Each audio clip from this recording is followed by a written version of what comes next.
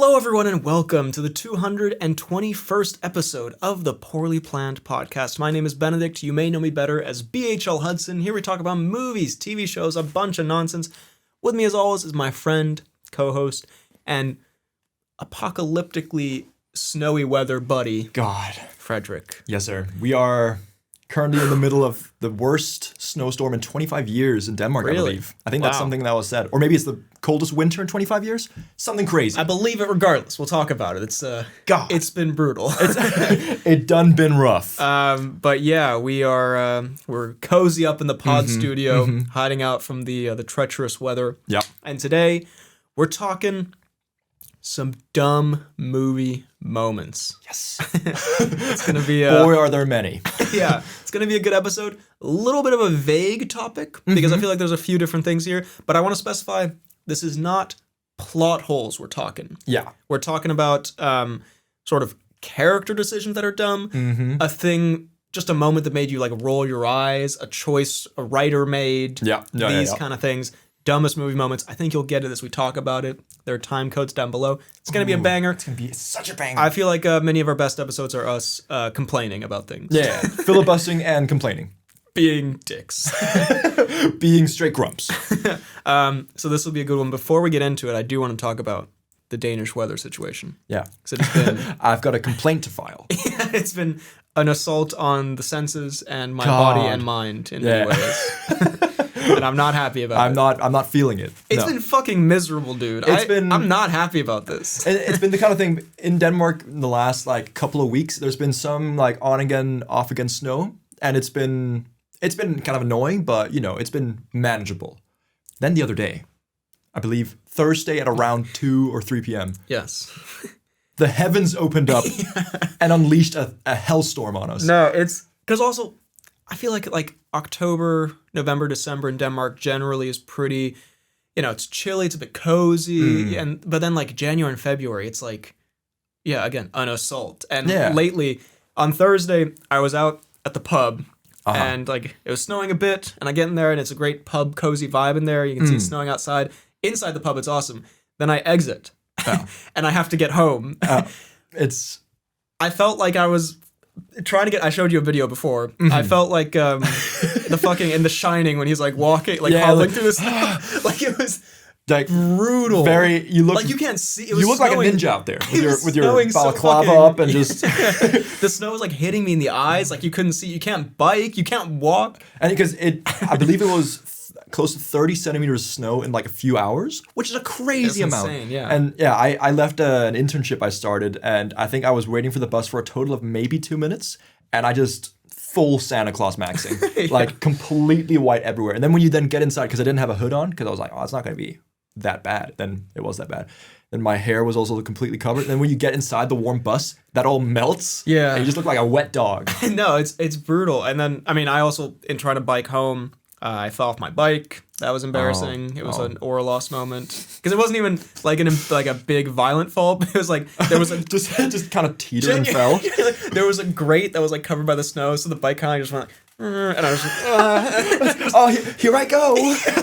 And then yesterday, this is again, there are time codes down below, but this is a bit of an anecdote because I had a bit of an adventure here where I was going on a date in town, and I got on the train, and like soon after getting on the train, I get a message. It's like, oh, hey, by the way, XYZ happened. Do you mind if we push the date by an hour?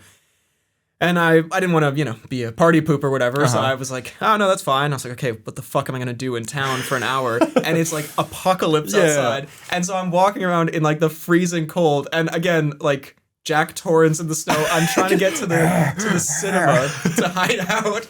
And the classic place you go to hide out. Well, my beef with Denmark, especially fucking central Copenhagen, the crosswalks to sidewalks, there is, for some reason, architecturally or erosion-wise, there's a giant fucking dip between where snow pools and then melts and becomes ice water. Yeah. And it's black and you can't see anything. And there were multiple times where I would just took a step and just like up to my ankles just in like freezing swallowed. water. And in water. In water. Oh. And so my fucking shoes are soaked, my socks are soaked, I'm freezing, not happy, I'm slipping all over the place, all this shit. And so I finally get to the cinema. Sounds like a very slapstick moment out in Copenhagen.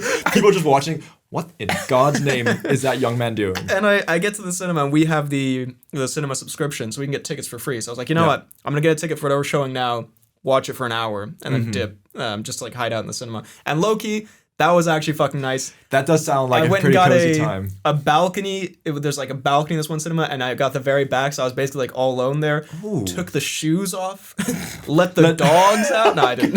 Stank up the cinema. I kept the socks on, but I took the shoes off, sort of set them to the side to dry a bit. Wafted me bunions. Took my pants off. Aired out the old sack. No, I'm sorry. But scrote maxing in the cinema.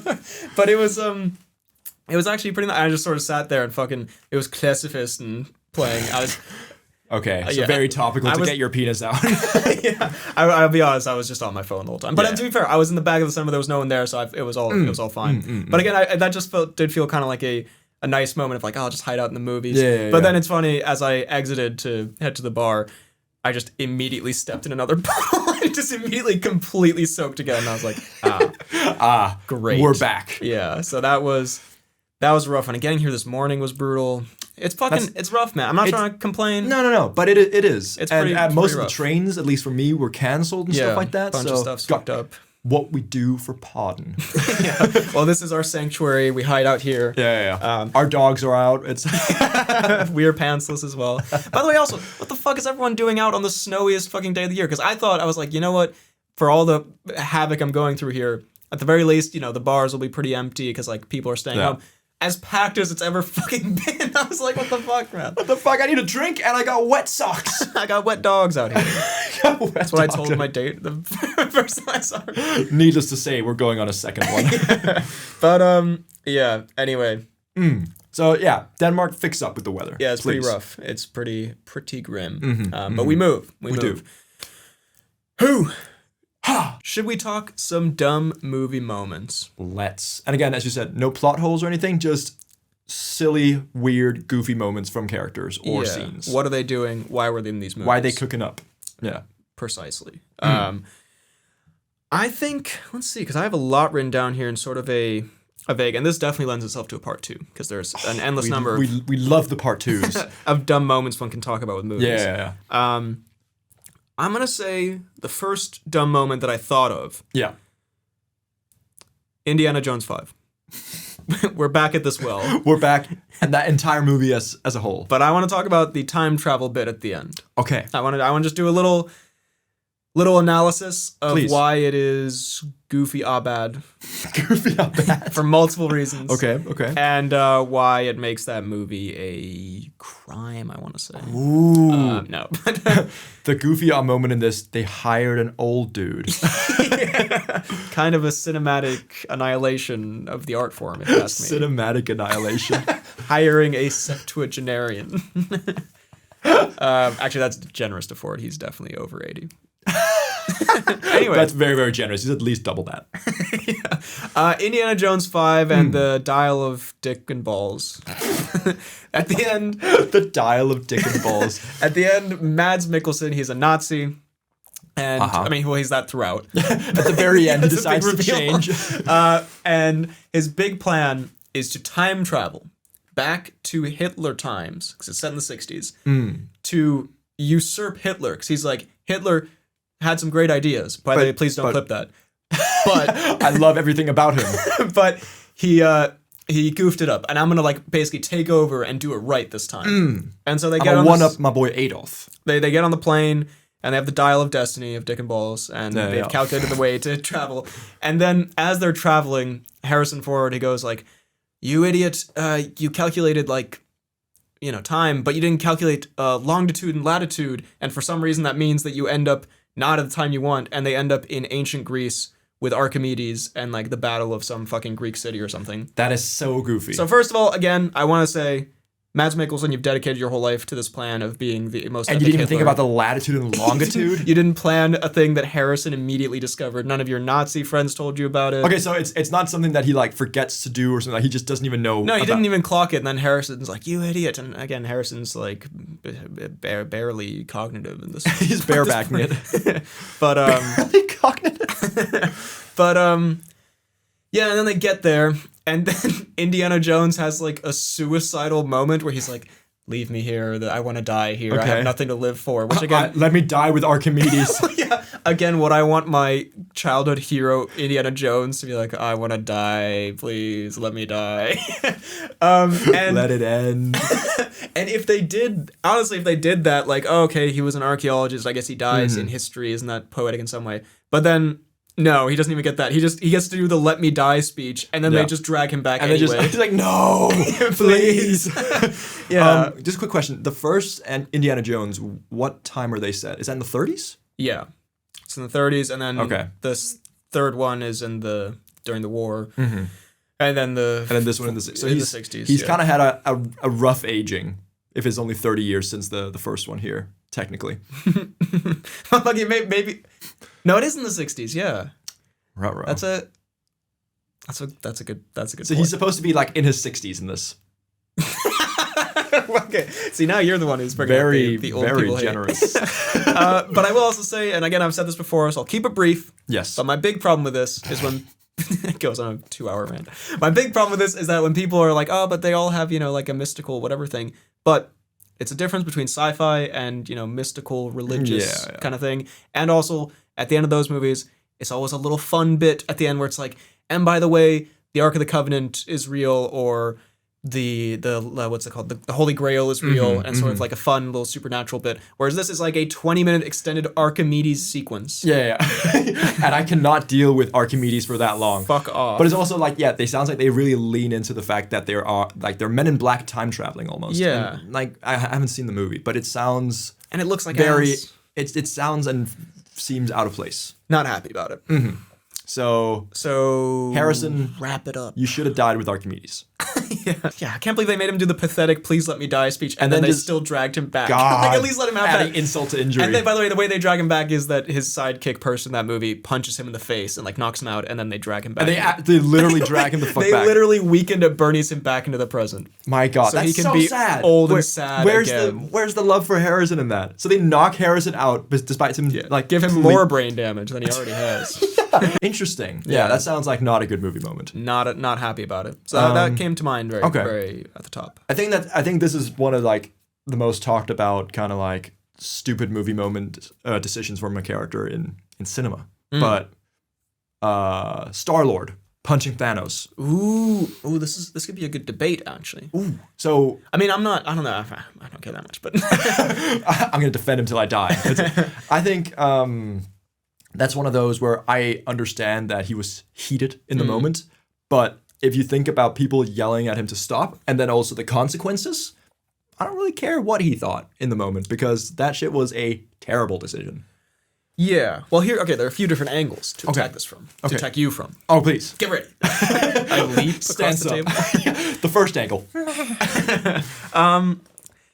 Do you think, from a writing perspective, it's sort of a lazy way of moving the plot forward, where like he can't, because in terms of like, generally speaking, getting mad at the character, like I don't know, it is what it is, and we can talk about like his motivation, but you think it's sort of lame that that's how they have Thanos trapped, and then they sort of have him like lose his shit, kind of, I want to say a little bit uncharacteristically for like a hero of the galaxy that he can't restrain himself. Can't restrain him, and also when they're clearly about to like win and get the thing off. Like, I think the writing is not great, and that then I think for me translates into just the fact that it is just a goofy decision through the writing of the character. Well, it is a bad move. I will say, I guess, of all the characters who were going to do that, he is one of the more unruly and sort of less mature. I get that.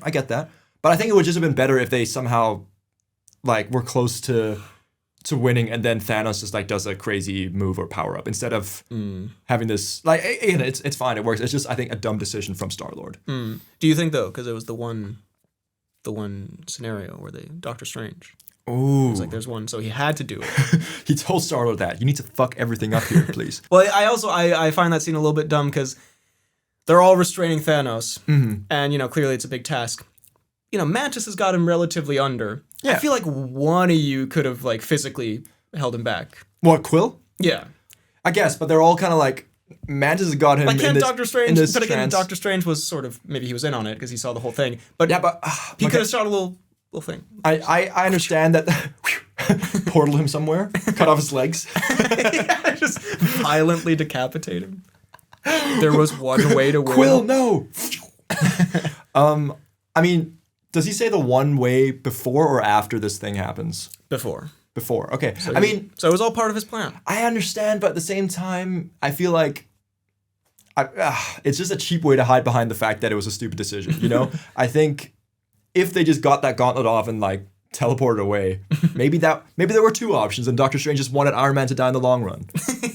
Maybe this is an elaborate plan. They did. They do have a lot of. I rewatched it recently. They have a lot of back and forth, and Doctor Strange got kind of mugged by Iron Man. So, yeah, so exactly. Perhaps there were we're just taking his word for it. There was only one. Maybe there were 14 million. And Doctor Strange. There's only one way in which Iron Man dies. Quill attack. Yeah, so maybe Doctor Strange has been the villain of this franchise all along. That's possible. Something to think about. Yeah. Cumberbatch, a Cumberbitch. Ooh, very nice. Thank you. I'm gonna say actually a very similar vein. Low-key, like the exact same scenario. Okay. The movie Sinners, when the shopkeeper yells, "Come on in, you motherfuckers." Yeah. Very stupid. Bad moment. I think bad moment for the character and in the movie. That annoys me more than the Peter Quill one. Because it's like, that I think is like actually poorly written, where there's one thing you can't do, and it's pretty easy not to do, to not invite them in. And for her to be so mad that like, she could yell a million things. Yeah, exactly. But for her to yell the one thing. And like, if you really wanted to go out and like kill someone for what happened to your husband, you could run out there yourself. You sacrificed everyone. And also, but like, and they were, that moment takes place maybe like 20 minutes before the sun rises. Like you were 20 minutes away from being totally, for there being no problems in this thing, and for her to be so irate and angry and sad. And I get it, like but I think that is something I beef with in movies, where it's like character is so distraught they do the dumbest thing possible. Yeah. Especially when you have to go a little bit out of your way. Like if you're really mad at someone, I wouldn't yell "come on in" or whatever. Oh yeah, exactly. Like and also like you've been fighting with these people. Like alongside these people in the house, like exactly the one thing you cannot do. Yeah. So I guess some might make the argument that they were threatening to get her daughter, and she was like trying to stop them from doing that. But again, how does that really stop them? Yeah, no, but it got you fucking killed, and also, they all burst into flame or whatever. But also, again, you're like 20 minutes from sunrise. They're not gonna get back to town and get your daughter in that time. Exactly. Come on. I'd imagine. That's what they should have said. Before you say anything, there's like 6 kilometers into town. They ain't making that. Yeah. So I don't know. It's I see that's a very similar vein to Star-Lord. So I understand the frustrations there. Not a big fan. Let's stick with the MCU for a second. Ooh, okay. And Doctor Strange, actually. Oh. And him being kind of. Is this in the new Spider-Man or the previous Spider-Man movie? I've just written here the whole plot of No Way Home. Okay. And I've seen it the one time in the cinema, so maybe I'm missing something here. But let me, if I recall correctly, please. Peter Parker's identity is revealed by Mysterio to the world. Yeah. And so it's kind of deep. Mm-hmm. Honestly, not that deep. Like not the deepest. It's more comical. Like someone throws a brick through his window, and then Charlie Cox is like, I'm a really good lawyer. But those are movies we want more of. But it doesn't seem like. I don't know. I feel like if you wanted to make it like a sense of urgency that he has to get this thing, like maybe someone's trying to fucking kill Aunt May or kill his girlfriend or kill Ned, God forbid. God forbid someone kills Ned. But instead it's sort of like, it's sort of weird. People like it's more like, it's hard to get into college now. And he's like, hey, Doctor Strange. My life was easier before people knew I was Spider-Man. Yeah. It's like, okay. And so he asks Doctor Strange to like irreversibly destroy the fabric of reality. And Doctor Strange is like, I bet, bro. Like within minutes, he's like, sure. Okay. No, yeah, he had met him before. They fought alongside. Okay, fair enough. But I mean, but still, also, of all the problems in the universe, by the way, if you can do that, surely there's other things you should be turning your attention to that are more important. Another thing that maybe indicates to the fact that Doctor Strange low-key just is the villain. If he's got the power to make everyone like change the fabric of the universe, and he does and use it on a guy who fucked up and gave some smart glasses to a dude and then got revealed. Yeah, by the way, you deserve that, Peter Parker. Exactly. That's like 100% you messed up hella. Yeah. Mysterio kind of goated for it. And then also the sequence in which it happens where I can't even remember what specifically, but I remember he's like doing the spell and he's like, okay, Peter Parker, like, whatever you do, like, don't yell distracting things at me. And Peter Parker's like, wait a minute, but I want Ned to remember me because Ned's my goat, and MJ obviously has to remember. And Doctor's like tweaking the fuck. I was like, stop, please.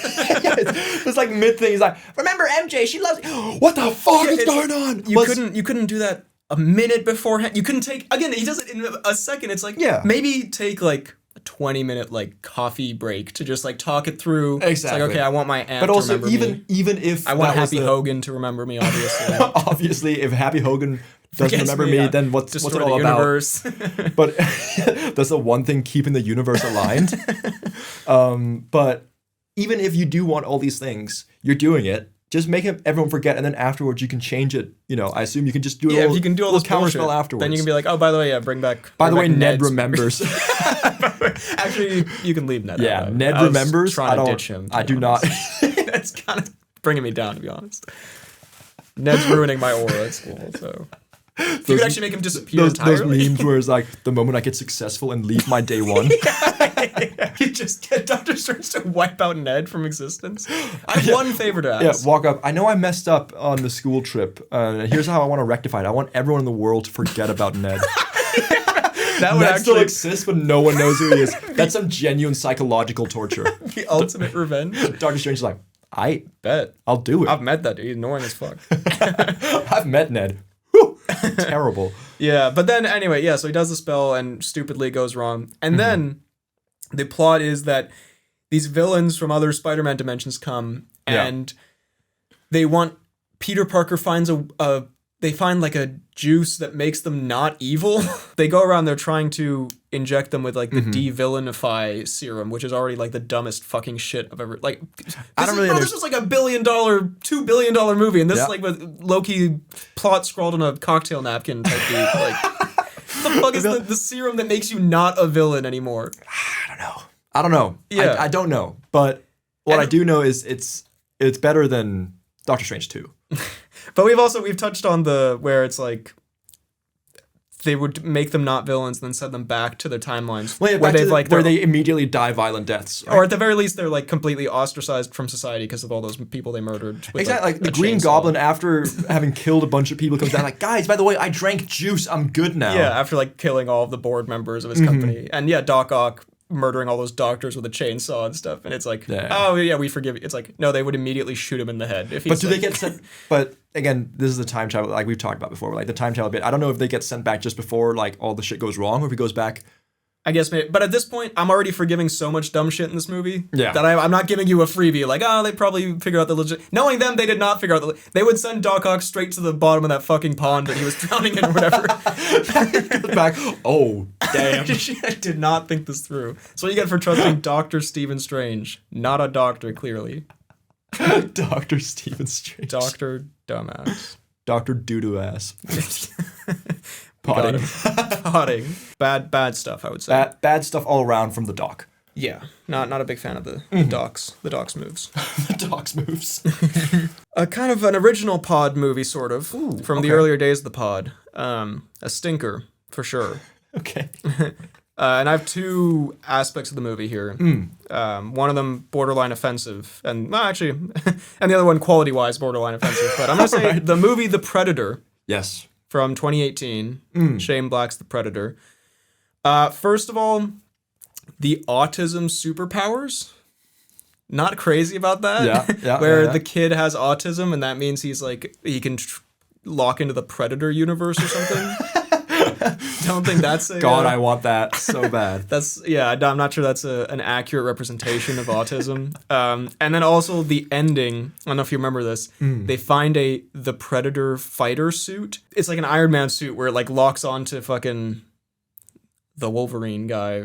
Oh, and it wraps around him with nanotech and all this shit, and has like a fucking like the Mask style comical large gun on the side. Yeah, and they're like they become the War Machine. Yeah, well, yeah, and they're like, let's go kick some ass or whatever, some bullshit like ending line. And I just thought, I think in general, if you make a shit movie and then you if you make a shit movie, you should never work in Hollywood again. And then you end it with a like, this is also a big beef I have with the movie Independence Day 2, one of the worst movies ever. Okay. Where you make the dog shittiest movie, and then at the end you're like, let's gear up for round 2. You try to do some cool like lead into the next movie. Yeah, it's like, no, you just served Garbo. You wasted 2 hours of my life. How dare you threaten me with more of that? Holding me at gunpoint. And also the suit looked fucking terrible. Yeah. When you say this is not is just another goofy moment. Is it that Predator movie where they have where they shoot each other and kill each other? Yeah. It's Keegan-Michael Key and some other the NPC. Punisher maybe from some movie, yeah. Yeah, where they sit, and we talked about this before as well, but where like they're both dying or something, and they decide to shoot each other in the head. But we also talked about what if one of them just misses? Yeah, and has to bleed slowly to death. Because also I recall them being at opposite angles of like 2 different trees or something, where one's like very impressive marksmanship. Yeah, no, that's I mean, a lot of that movie. I remember at the end they're fighting on the Predator ship, and like the ship's shield goes up and it cuts off all their legs or something bullshit. Yeah. There's Predator dogs in that, like one of them gets lobotomized and becomes like their friend. Do you remember that? My God, you remember a disturbing amount. Yeah, they shoot the Predator dog and he like becomes like friendly. Mm-hmm. It's all coming back to me now. They're like fighting the Predator, and then there's like an even bigger the Predator that comes after them. And also Shane Black hired his friend who is a literal predator, who is some kind of sex crime.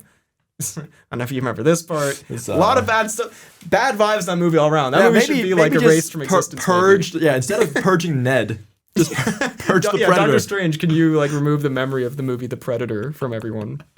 Except for maybe that Keegan-Michael Key scene. That was kind of goated. Yeah, that was really freaking enjoyable. Kind of edit worthy. Kind of edit worthy. I'm gonna say.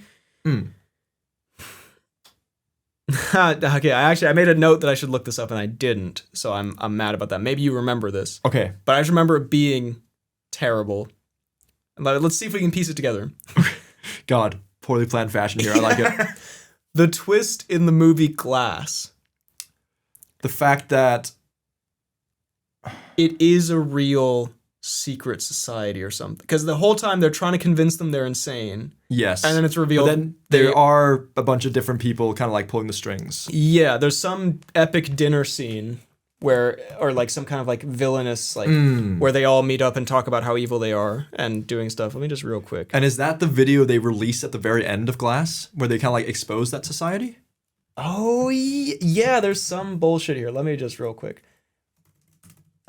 Again, I'm not pro AI, but I am. But here we go. I'm gonna just lump the Wikipedia synopsis and ChatGPT and say, what is the twist in this movie? Just real quick. Because this is poorly planned fashion. Fuck off. There's actually a double, arguably triple twist. Ooh. So there really are superhumans. Mr. Glass wins even in death. That's not really a twist. The heroes the fact that Samuel could ever do something positive. Yeah, basically, so the idea is they're in this insane asylum, and they're trying to convince them that they're all delusional, it's all in their heads. Mm-hmm. And then the twist is that it's not. And I remember, first of all, that scene being goofy when they're all like villainous in their dinner room and they're all talking about how much villains they are. Mm-hmm. And also kind of I guess maybe it's like a double, like where it's so predictable it becomes unpredictable. But of course they're really, what a terrible end of a movie would be like, and they were insane the whole time. Well, because you saw all the stuff they could do. Yeah. Yeah, well, no, it was built on two other movies. Did you not see McAvoy run like a dog? Yeah, did you not No normal man can do that. The McAvoy unscripted approaching the PA moment? When the PA ain't got your juice ready? Yeah. Did you not see Willis actually drown in a freaking puddle? Yeah, that does also happen. Another unscripted moment. Did you not see Mr. Glass being like completely frail and having no abilities whatsoever except being a little smart, maybe? Yeah, not even a superpower. Not a superpower at all. Bro's just kind of smart, but not even a genius. No. Yeah, no, that's a very dumb movie, and I remember clearly just Glass being upset with the fact that he doesn't have superpowers, and he tries to gaslight people into thinking they aren't real. Yeah. And also, I've written here, and this relates to the drowning in the puddle bit, but Bruce Willis's, like, I think officially his, like, weakness is water. Yeah. Which is, like, every human's weakness if you have too much of it and you can't breathe. That's called drowning. That's not a super he maybe weakness. just drowned slightly faster, but I still think that was, like, an extended scene of him being, like, puddled. Getting hella puddled. No, yeah. I just feel like that whole movie, but there needs to be some kind of M. Night core here, and I feel like that movie belongs in this pod for sure. The movie Glass. For everything in the movie Glass. Low-key kind of want to rewatch it. I remember it being kind of funny. Yeah, I would be against rewatching it as well. Maybe we do the entire Glass trilogy. Please, God, no. Not worth it. Isn't it weird? Glass is probably the worst movie in that trilogy, but it's the one that I most am compelled to watch. I don't really want to watch Split again. You know are what you I mean? A masochist? What about I haven't seen Unbreakable, so I should probably watch that. I have not seen Unbreakable either. Yeah. So no thanks. Nah, bro. I have two real, based on a true story movies here. Okay. That I have some beef with some scenes. So are you gonna say that? So these movies are based on real things. So you're gonna essentially insult the people that were actually involved in real life. Not exactly. Okay. But yes. No. But absolutely. Yeah, I'm gonna say I don't believe this happened to you. No. Well, you'll see. Yeah. Hit me with it. The movie Green Book. I don't believe in the struggle. Very problematic. Because this is just indicative of the entire movie and what I hate about it. It's obviousness and in-your-faceness where it thinks it's deep. The field scene where they're driving on the road and the car breaks down and they stop or whatever, and there's a field and there are like black people picking something in the field, and like they just sort of look at it and go like, makes you think, man, or something like that. And I was like, fuck off. Like genuine like 12-year-old type writing. Like how do we introduce the concept? Like how do we introduce slavery here? Emphasize and the racial. Yeah, it's like this is the best picture winner. I was like, bro, rolls up. Rut-row. Not a fan of this over here. It's like, yes, like, no. I think the discovery that I made when I'm making this Oscar video, whatever, I think genuinely Green Book is the worst movie nominated for Best Picture that year. And there are two other movies in BlacKkKlansman and Black Panther that have more interesting things to say about race than Green Book did. I see. And it's still won Best Picture. And that's impossible. Unforgivable. Not to spoil too much, but would you say that Green Book is the worst Oscar winner? No. But it's towards the bottom list. It's towards the bottom? That's the thing. I think it's a fine movie that would like come on TV or it would be on Netflix or something. It's the like when I saw it in the cinema, I saw it with my dad. We were like, oh, that was, it's kind of a sweet movie. It's sort of wholesome. Vigo's in it, whatever. And Vigo's there, I guess. Yeah. But then to be like, and this is an awards prestigious contender, Best Picture winner, Peter Farrelly, director of fucking Dumb and Dumber, which is a fire movie, but straight fire. Your ass should not be winning Best Picture. I'm sorry. the proto Adam McKay, Peter Farrelly, where you are a comedy fool and you cannot make serious movies. Stop it. Actually, I kind of like The Big Short. I don't know. Anyway, no. Speaking of Dumb and Dumber, just because you said this is not like a bad writing thing, but this is a thing that's been popping up quite a lot on my Instagram feed. It's just till this, like the title is just till this day I haven't forgiven for this blunder, and that's at the end of Dumb and Dumber when they're kind of like walking to try and get to a new town or something like that, and then this bus full of like bikini babes rolls up and asks them, "Oh, we need some people to like lotion us and like go with us on our travels," and then they send them. They're like, "There's some guys back this way." Yeah. God, it's a good moment in the movie, but just character wise, man, that shit's dumb. Well, I do suppose that is the the point of the movie. That is the point of it, but I think just talking about goofy and dumb movie moments, that takes the cake. Well, I mean, Dumb and Dumber is, in terms of good dumbness, pretty peak, I will say. Exactly. The art of the dumb comedy is I think is difficult. Yeah. As I think I just called Adam McKay a comedy fool who should not make movies. Comedy dude who should stop everything he's been doing. Because I think his Will Ferrell comedies are like a crime against humanity or something. But I mean, I like Anchorman, but some of his, yeah. Some of the Anchorman 2 movie, stuff. This might be the opinion that's gotten me the most heat in my film journey. In your film career. The movie Step Brothers. Mid as fuck. That is way too generous. Ooh. Unforgivable dog shit. It's not comedy, it's not a movie, and if you enjoy it, you're entitled to, and it's fine. But really? But also, there's a lot of dumb moments in Step Brothers. Holy shit. And it's I just hate that it's like, but you don't get it. It's meant to be dumb. No, I know it's meant to be dumb. It doesn't. It's like, it's dumb. If a 2-year-old came in and like, you know, did like it like blew a raspberry like, and like, yeah, that's dumb. Yeah. Is it also hysterical? Is it also cinema? No. Yeah, is it one of the best movies? I think, honestly, we were talking last episode about litmus tests. Actually, this sounds so mean. Because I know people who do like it. So these are fine people. Are you going to do a reverse litmus test to say, let's watch Step Brothers, and if you like it, I'm going to ban you? I think you're immediately purged Doctor Strange style from my life.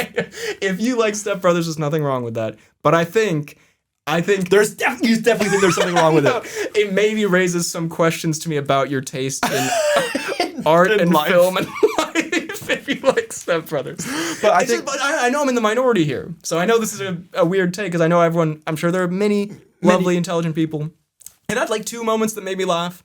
But it's very kind of like so annoying. I hate that kind of humor. Slapstick movie. Yeah, and like not like again, Dumb and Dumber is like a funny version of like goofy dumb characters. Mm-hmm. Like just doing like Will Ferrell improv where he acts like a 2-year-old. It's not that good. No. It's not that good. I haven't seen it in a long time, but I remember never really being a big fan of it. And I really like Will Ferrell, right? But I think in general, I think he's got some stinky movies. I was making a video about Ant-Man. How much Will Ferrell sucks. Yeah, playing a diss track. I was making a video about Ant-Man. I was saying it's like kind of like an American comedy, and I know, you know, those kind of get a bad rap for being lazy or whatever. But I was like, low-key, this is better than most of Will Ferrell's filmography, like as a comedy. And this might also be a really crazy take. Ooh, I think Elf is so overrated. Ooh, I mean, I've not seen Elf in a long time. I do remember liking it. It's been a while since I saw it, but everyone raves about whether or not Elf is the best Christmas movie of all time. Ooh, you don't. Fuck nah. You're not Get on out of board? here. Damn. It's not even close. Okay. So, yeah, I think Will Ferrell can be very, very charming, but I think he can also be batshit annoying at times. I think again, having not seen it since I was like 10, what helps Elf a bit is that it's what's around Will Ferrell, like, and I think. Step Brothers. Here's my Step Brothers v Elf. Ooh. Step Brothers is like there's no like straight man type, not even character, but just like dynamic where, like in Elf, for example, he's this annoying like schizophrenic child man, but he like, you know, he's in society and sort of the fish out of water stuff, whatever. And in Step Brothers, it's just scenes of 2 people acting like schizophrenic idiot children, and that's it. For like an hour and a half, and it's like, what are we doing? What's going on? Yeah. But I will say, if we look at Will Ferrell's filmography here, like in terms of good movies, and I'm talking about like Will Ferrell vehicles, like he was in Barbie, but you know, I'm talking, and he was fantastic in Barbie. Like, yeah, what are we even fucking talking about here? I'm scrolling and I still have not found a good movie here. I mean, like, I like parts of Anchorman. I like Anchorman and Anchorman 2. Mm-hmm. And the thing is, I like him when I see him and stuff. When I see him in like interviews and stuff. But like, Curious George.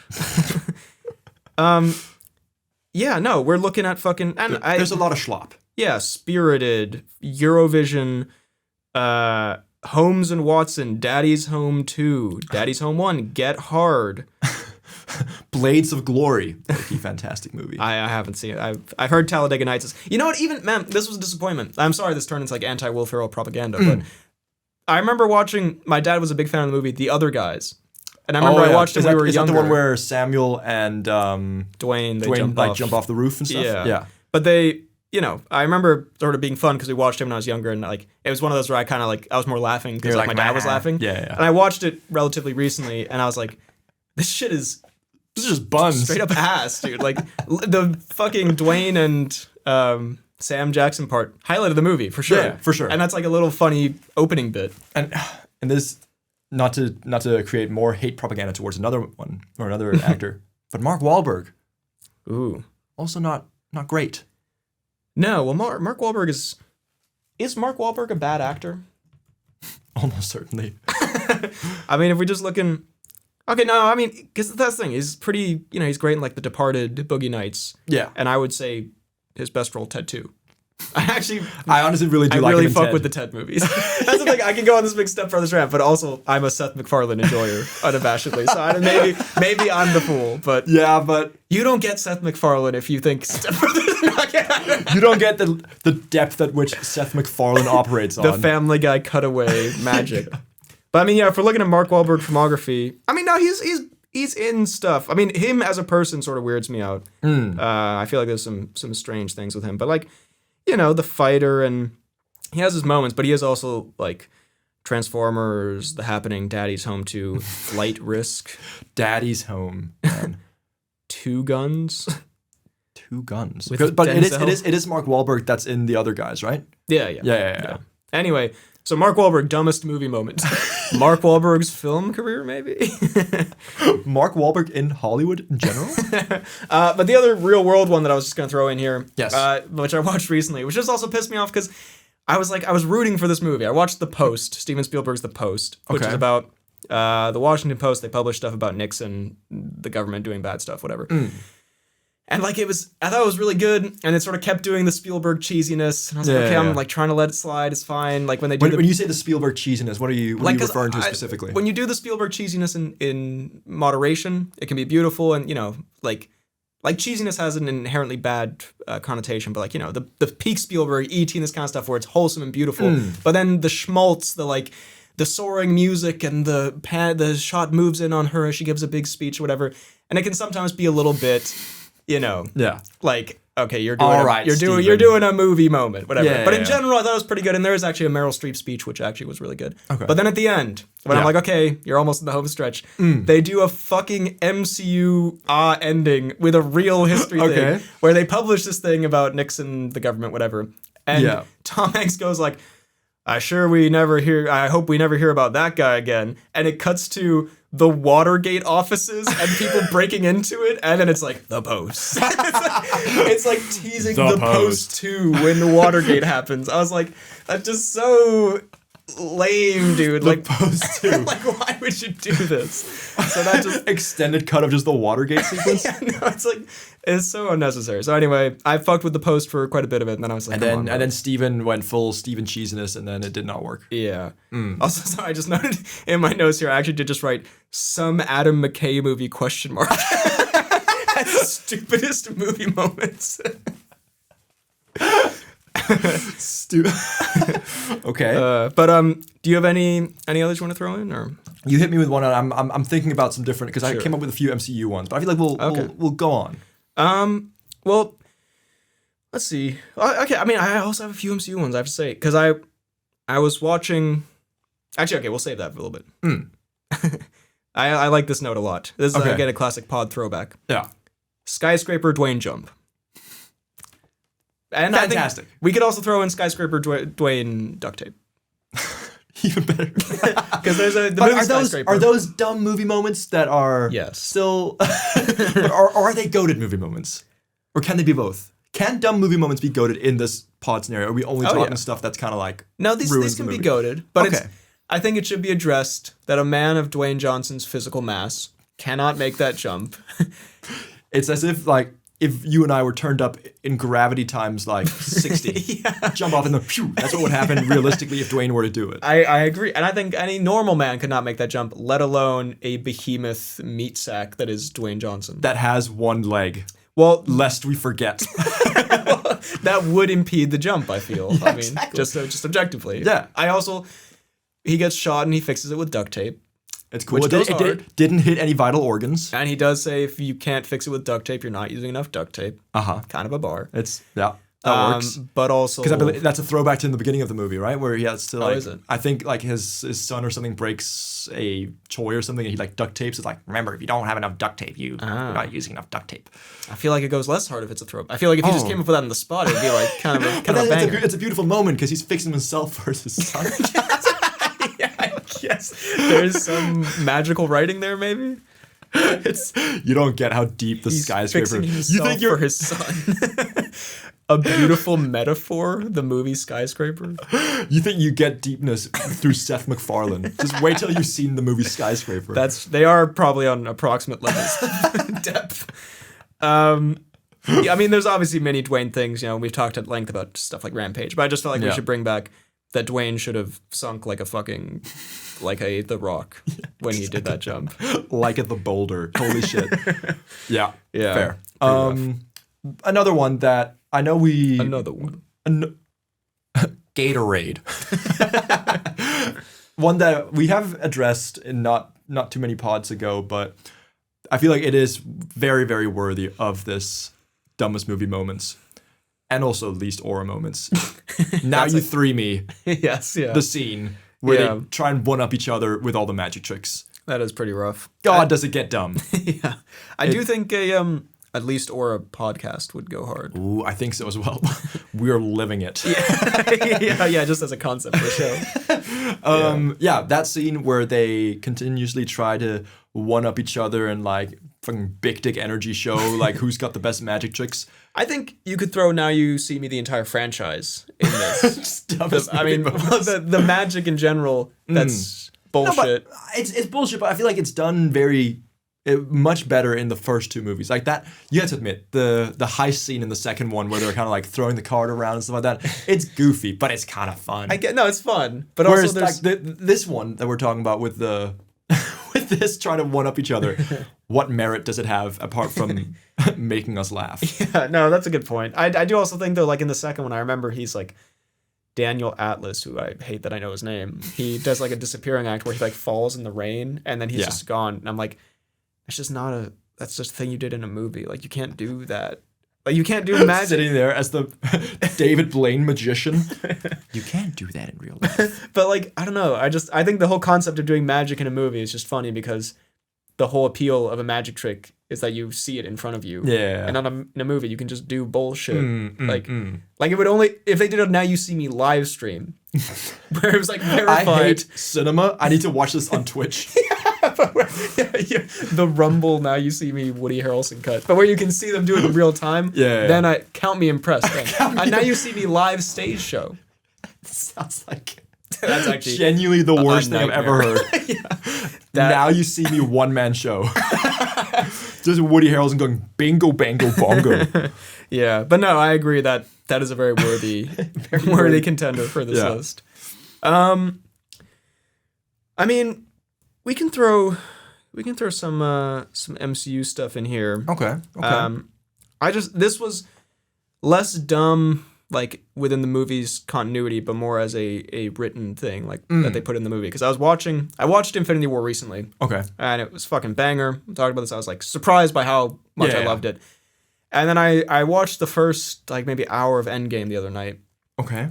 It's not as good. It has its moments, but it starts to fall. I'm not say apart, but it starts to fall off significantly when they start doing when they do the time travel thing with Scott, where he turns into a baby, and then it goes into the Fat Thor thing. I hate it. You hate the Fat Thor bit. It's so like wrong for the. Not even like the character or whatever. The style of comedy that it is, like, because going from Infinity War, which I just feel like is as a comic book event movie, it's so perfect, it's so fine tuned. Yeah, everyone gets the moments, the jokes, the heart, the whatever. It's so perfect. And then in this, to drop in like, the scene is like, it's a terrible scene. Is this when the they go Fortnite scene? The Fortnite scene. Where they go to Nuke Master 69. Yeah, I mean, yeah, they go and he's in this like terrible looking fat suit, by the way. It's so obviously a fat suit. And the joke is like, you know, it's a 1 second visual gag that it's a joke that you sort of maybe like, oh, hi, he's fat. And then it just keeps going. And it's predictable and it's SNL like, and the Fortnite bit is cringe. It's so bad. It is. I'm like shocked. I was shocked watching. I was like, damn, this was like the biggest movie of all time or whatever. Did you, when you saw that back in the day, were you as appalled by that scene as you are now? Do you think that it's maybe aged a bit poorly? I think it's aged terribly. Yeah, the Fortnite makes it age because you're already thinking like, okay, this is sort of a weird direction. Yeah. Especially because Thor was maybe the best part of Infinity War. Almost certainly. He has a great arc and story and they do just kind of make a mockery out of his genuine trauma. Yeah, that's the thing. On like a character perspective, it's like bad, and it feels like it's from a completely different. It completely breaks your immersion. It feels like a Super Bowl commercial. I'm like. And the Fortnite shit just makes it, and like Noob Master 69 is like such a such that's a very 50-year-old screenwriter. Like, what do the kids? What do the kids say these days? Noob Master, and then let's add a little naughty word. Maybe we do like 6-7 at the end now. I bet you, man, dude, Avengers New Doomsday. Avengers, Noob Master 6-7 comes up. But also, and like, there's a sequence of 3 scenes. Like up until this point, kind of a great movie, and it's sort of. Like, I like the grim tone that's fucking, like, sort of depressing and they're all sad or whatever. Yeah. And then, as soon as they meet fucking Ruffalo Hulk, where he's dabbing and he's eating fucking pancakes and... Hey, dab, right, kids? And he's like... He looks like... I was talking to Lucas about this. I can't explain it. Okay. Is the Ruffalo Hulk guy... Is he not kind of cuck-coated? This... There's something about him with the glasses and the sweater. And there is something about he's kind of Oppenheimer maxing. I don't like it. He's kind of he looks like Reddit incarnate. And I'm not a fan. That's very good. That's a very good. And then the time travel scene is bad, and then the fat Thor thing. And that's why I stopped watching. Not because I was so appalled, but I had to do something. But I'll keep watching, and I think it'll pick up. But it was just noticeably. Worse. A jarring kind of... Just a bad decision. I think like kind of a crazy decision. I guess I appreciate they took like a risk, I guess, but this was But is it that much of a risk? Just having... Well, just to do like such a distinct bit for such a big character to make him like comically fat-suited. You know, like he looks like fucking the Austin Powers fat bastard character. I'm like, what is this? This is so... I don't know. Like, weird. So anyway, I'd throw that in there. No, I get and understand what you're saying. And also, it also, as you said, because it's not just it feels like something that should just be like a few second gag, but they lean into it so heavily throughout the entire movie, it just kind of ruins the character in general. And I think it's just not a funny bit. Like, he's fat, haha. Like, I can, trust me, I can relate. I've watched scenes from The Whale and laughed. It is what it is. You know, you can do it. I'm not like some kind of prude. But it's just, I can laugh at a fat man. But I didn't want to say it like that, but I mean, but I'm not laughing at this fat man. Yeah. No, this thank you, man, sir. No, thank you. This man is, we know he's ripped and he's gone through some serious trauma. And also he's so obviously fake fat. Like, his face is just normal Hemsworth face, and then he just has the belt, like the fake belt. Fuck off. Anyway, that's my fat Thor rant. Fat Thor rant. Okay. What you got cooking up? I mean, I can do a few more. What time are we rocking, by the way? Yeah, I'll do a couple more. Okay. And again, you can I'll alley-oop it. Another superhero one here. Or maybe should we save that? Ooh. Maybe we save that one because that's a really good one. Okay. We don't want to get too high quality. We don't want this podcast to be that enjoyable. I'm gonna say. I mean, I know you're not big on Star Wars. So I don't know. You can hit me with some Star Wars. Well, okay. How about we close it out with 2 Star Wars ones from me, at least. If you have any more, you can show them.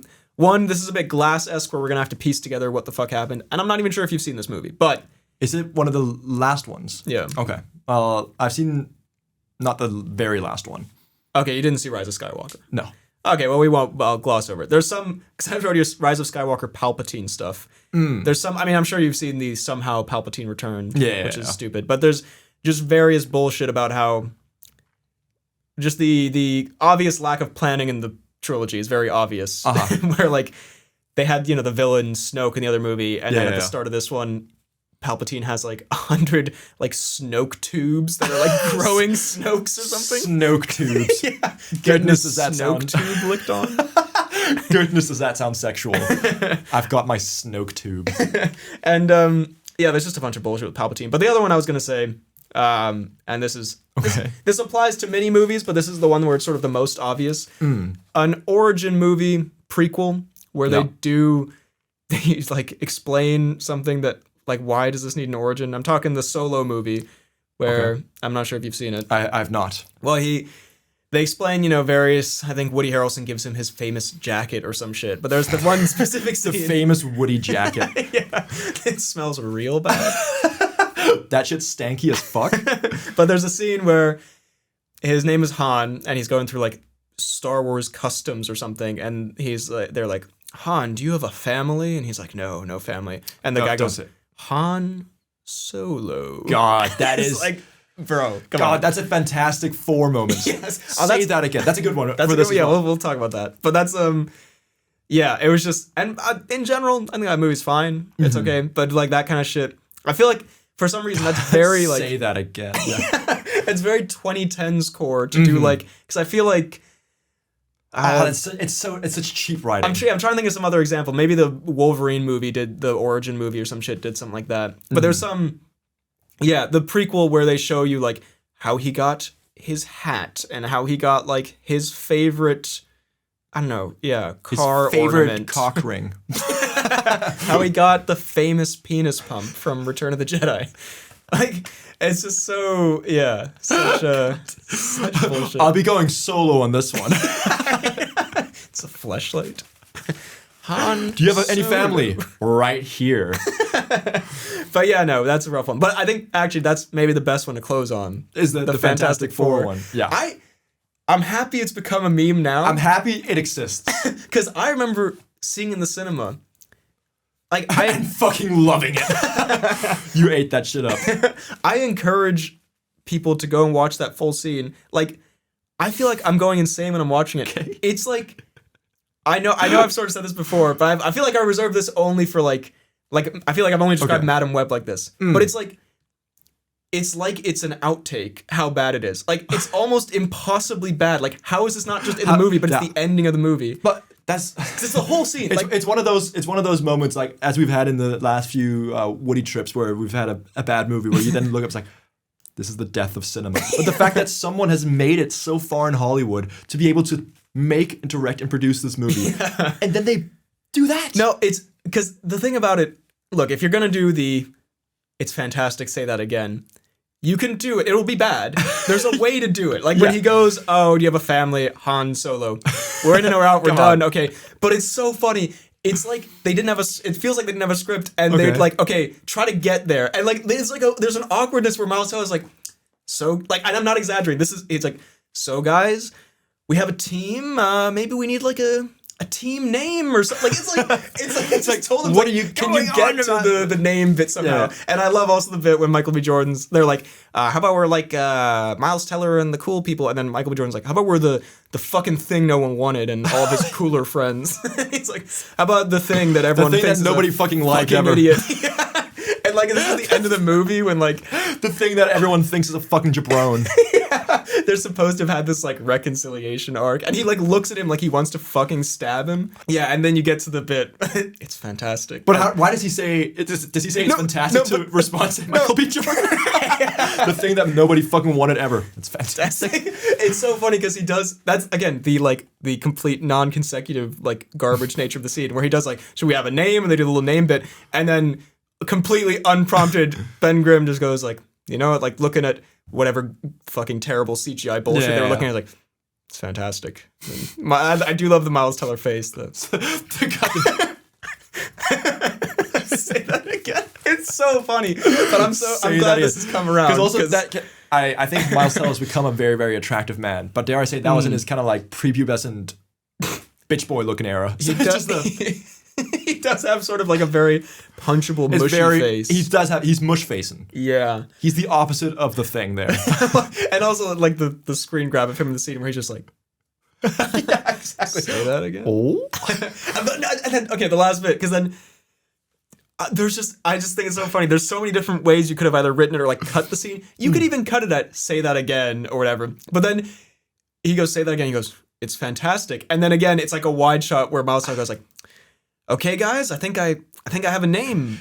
You guys want to hear the name that I'm thinking of? Cuts to, like, it's like, how is this what you filmed? It's so absurd. I think it's insane. Exactly, yeah. It's so funny. Exactly. If you end on it's fantastic. Fantastic Four. Yeah, or something that's like goofy as fuck. Or like, you say like it's fantastic. Do you think Miles insisted on looking as much of a dumbass in the scene as possible? Because goddamn did he succeed. Yeah, you could go like, it's fantastic, and like a little smile on his face. But to do like okay guys, I got it. Should we talk about this a little more? And then cut. It's so bad. Again, please watch that thing. This is again Madam Web core, where I'm like, this must be intentional. There's no way you could accidentally make something this bad. That's what I mean. But I guess they did. How is that greenlit? I don't know. But yeah, I guess it gives me hope for my future Hollywood career. You can make that movie. You can make that fucking scene and make it big in Hollywood. Although, to be fair, I'm pretty sure that guy has not made anything since. He had a whole... Do you remember this? He had like a whole crash out where like the movie came out and he wrote on Twitter, it was like, I made a really good movie and they totally fucked it up in the editing or some shit. Oh, yeah. Well, okay. The editing was what was wrong with that. I don't know what the actual story was. Maybe they refilmed it. It's fantastic. Cut. Cinema. God. But yeah, pretty rough. But that's a great one to end on. That's a very appropriate final film. For sure. Well, there'll definitely be a part 2 of this because I've got lots more stuff and there's lots more we can think of. Yeah. But with all that said, on to complete opposite. Not a dumb thing at all. The smartest thing. The Tom Cnews. Wow. That was kind of got deep. We're doing Tom Cruise fact. It's going to be really good. This is from... As good as the Fantastic Four ending. eNews, eonline.com, 61 facts about fascinating... you get it. Tom Cruise facts. It's not fascinating at all. Okay, what's Tommy cooking? We have this one, interesting. Ooh, okay. We have a Cruise gay rumor fact. Oh, game rumor fact. Well, yeah, a fact about a rumor of gayness. I don't know how to introduce this. Okay. An old tabloid go-to back in the 1980s and 90s was to claim that this or that star was gay, and Cruise was aware that the rumor was out there. A quote from Cruise. Please. First of all, I don't think it's an indictment, Cruise told Vanity Fair in 1994. But I hadn't heard those rumors till about 3 months ago myself. I don't know why they say it. I've heard everything from I've cheated on my wife to my wife was there on the set of The Firm because she was pissed off about my love scene on the beach. It's not true, but people are going to say what they want to say. Interesting. First of all, I think a classy response from Cruise. That is a classy response. I also think Cruise sort of clears the first hurdle of the you're gay rumor by saying I don't think of it as an indictment. Exactly. It's some people would go like, fuck no. Would be worried if he was like, nah, hell no, fuck out of here. Me? I mean, I think also they're being a little generous here. I guess 80s and 90s, but they're saying like, oh, everyone rumor gay, whatever. The Tom Cruise gay rumor is like a thing that is. I think Ricky Gervais made a joke about it at the Golden Globes or something at some point. That's a thing that's been around, I think. Yeah. Isn't he in South Park? Isn't he in the closet? That's the whole bit. Tom Cruise in the closet. Mm-hmm. Yeah. He's. I guess in the 80s and 90s, the tabloids were going crazy with everyone. I don't know. Exactly. So I think it is. People are going to, as he says, people are going to say what they want to say. But I think it's also the fact that there's so much kind of like intrigue surrounding him in general that I think different rumors are going to spark out and like get spread more. But a very classy response, I think. A classy response from the Cruise. Yeah. So that's the Tom Cruise. Cruise, big up. Big up, I guess. That's the Tom Cnews, and that is the pod for this week. Hope you enjoyed. If you did, drop a like, subscribe, hit the bell button. Leave a comment down below what you think are some dumb movie moments and what you thought of the pod. If you're listening on YouTube, please do all that stuff, but also we're on Apple Podcasts and Spotify, where you can leave a 5-star rating, a nice review. Tell your friends about the pod, see if they like it. If you're listening there, we're on YouTube. You can find me on YouTube, BHL Hudson, and my second channel, BHL2. Please sub. Please sub. You can find my Instagram, BHL_Hudson, my Letterboxd, Real BHL Hudson, and you can email the pod at bhlhudsonvids@gmail.com. You can find me on YouTube at FTK Space Gaming. You can find me on Instagram at Fidalgard and on Letterboxd at FTK_Thwilms. Thank you very much for listening, and we will see you next time. Step Brothers Buns. Step Brothers Buns. Out of context, an alarming request.